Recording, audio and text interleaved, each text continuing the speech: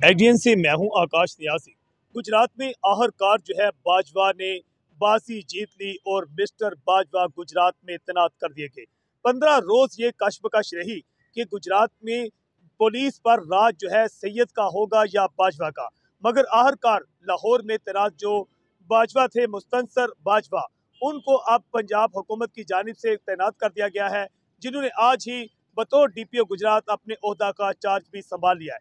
जबकि जो DPO सैयद असद मुजफ्फर थे, उन्हें 15 रोज कबल यहाँ से तब्दील किया गया था, मगर वो यहाँ पर चार्ज छोड़ने को तैयार नहीं थे और ये दोनों अफसरान में ये जंग चल रही थी। तो आखिरकार ये जंग जो है मुस्तनसर बाजवा जीत गए हैं। मुस्तनसर बाजवा को गुजरात में DPO तैनात किया गया है। तब्दील होने वाले सैयद असद मुजफ्फर जिला गुजरात में गुज़श्ता 1 साल के दौरान उनकी 2 बार यहाँ पर तैनाती हुई। पहले वो 3 माह तैनात रहे, जबकि इसके बाद 6 माह उनकी तैनाती रही, मगर बड़े जो सियासी घराने थे उनके घरों में छापे मारकर सैयद असद मुजफ्फर ने बहुत ज़्यादा शोहरत हासिल की।